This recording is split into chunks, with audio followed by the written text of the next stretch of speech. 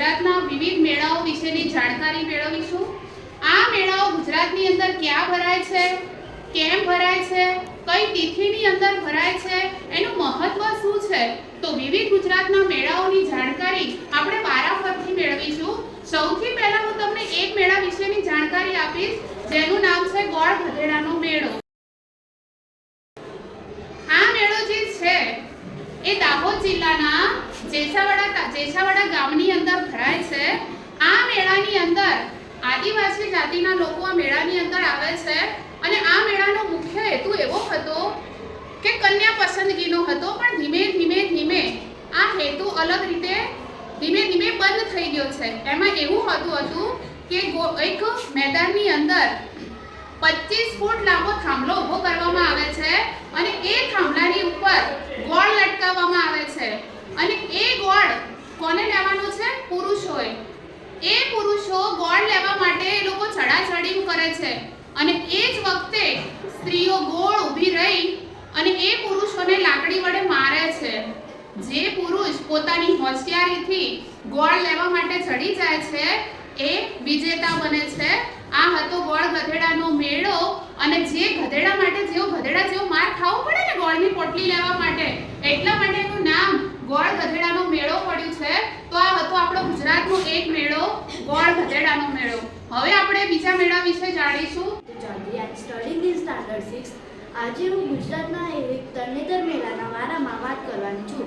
તરણેતર મેળો ગુજરાતના સુરેન્દ્રનગર જિલ્લાના તરણેતર ગામમાં ભરાનો એક પ્રાકૃતિક અને રંગબેરંગી મેળો છે, જે ભગવાન શિવ ત્રિનેશ્વર મહાદેવને સમર્પિત થાય છે અને મહાકાળ દ્રૌપદી સ્વયં પૌરાણિક કથા સાથે કરાય છે। આદિવાસી યુવા લોકો જીવનસાથી શોધે છે। My name is Prithvi Acharya, I M studying in standard 6। આજે હું ગુજરાતના જન્માષ્ટમી મેળાના વારામાં વાત કરવાની છું। જન્માષ્ટમી મેળો ગુજરાતમાં રાજકોટનો જન્માષ્ટમી મેળો સૌરાષ્ટ્રનો સૌથી મોટો લોકમેળો છે।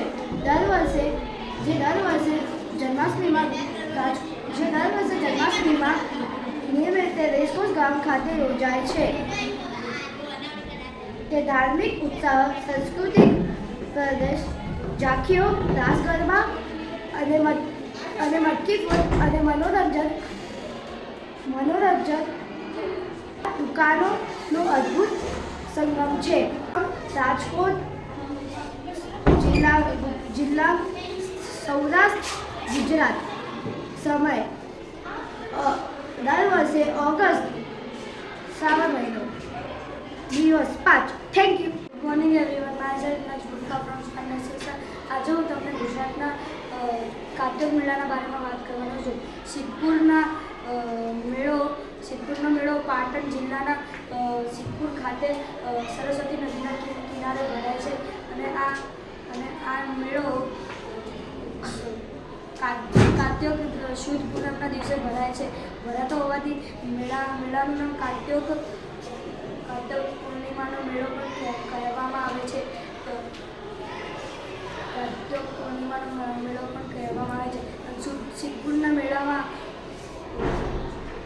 મોટા પ્રમાણમાં લોકો દૂર દૂરથી આવે છે અને કહેવામાં આવે છે કે કાર્તિકના મેળામાં મોટા પ્રમાણમાં ઊંટની લે વેચ પણ થાય છે। સરસ્વતી નદી જે સિદ્ધપુર શહેરની બાજુમાંથી નીકળે છે તે નદીને કુંવારી નદી પણ કહેવામાં આવે છે, કારણ કે તે નદી કચ્છના રણને મળે છે, દરિયાને મળતી નથી। જે નદી દરિયાને ના મળે તેને કુંવારિકા નદી પણ કહેવામાં આવે છે અને કહેવામાં આવે છે કે સિદ્ધપુર મેળામાં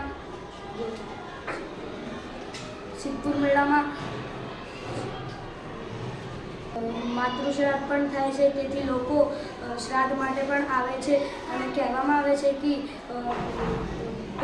પહેલું માતૃશ્રાદ્ધ ભગવાન પરશુરામે કરેલું છે અને આપણને ત્યાં ગુજરાતના અલગ અલગ લોકનૃત્ય વિશે પણ જોવા મળે છે।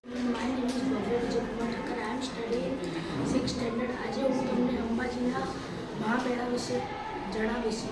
અંબાજી એ ભારતના 51 શક્તિપીઠો પૈકીનું અત્યંત મહત્વનું શક્તિપીઠ છે। વર્ષ દરમિયાન અનેક પૂનમ આવે છે, પરંતુ ભાદરવી પૂનમનો મહિમા સૌથી મોટો છે। આ મેળો સતત 7 દિવસ સુધી ચાલે છે। આ અંબાજી તરફ જતા તમામ માર્ગો જયબેના નાદાથી લાખો શ્રદ્ધાળુ માઈ ભક્તો સિંગો બનાવીને હાથમાં ધજા લઈને ગરબા ગાતા ગાતા પગપાળા દર્શને આવે છે. આ મેળો કોઈ લોકમેળો નથી, પરંતુ પણ ભક્તિ સંગમ છે. અહીં અમે દરેક ભેદ ભૂલીને સૌ મા અંબેના ચરણોમાં શીશ ઝુકાવે છે. Thank you. Friends, my name is Manan Saini and I am today telling you about શામળાજીનો મેળો. સ્થાન: શામળાજીનો મેળો અરાવલીની મેશ્વો નદીના કાંઠે આવેલો ધામ છે. અહીંયા ભગવાન વિષ્ણુને ગદાધર અને કાલિયા ઠાકુર તરીકે પૂજાય છે. સમય: આ મેળો કાર્તિક માસમાં દેવ દિવાળીના દિવસે ભરાય છે. આ ગુજરાતનો સૌથી લાંબો ચાલતો મેળો છે. માય પરિધિ ધોની. હું આજે શામળાજીના મેળા વિશે જાણીશ. શામળાજીનો મેળો દેવઉઠી 11થી કાર્તિક પૂર્ણિમા સુધી ભરાય છે.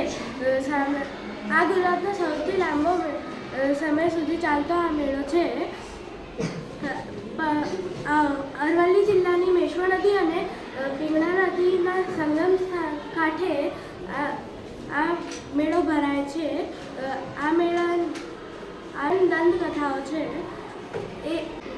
એક આદિવાસી ખેડૂત ખેતી કરતા વખતે તેમને શામળાજીની મૂર્તિ મળી.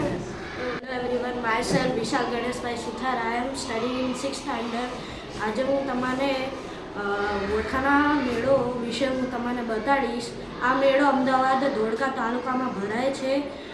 સમય તે દર વર્ષે કારતક સુદ 11થી પૂનમ દેવ દિવાળી સુધી યોજાય છે. નદીઓ અહીં સાત નદીઓને સંગમ થાય છે, જેને સપ્ત સંગમ કહે છે.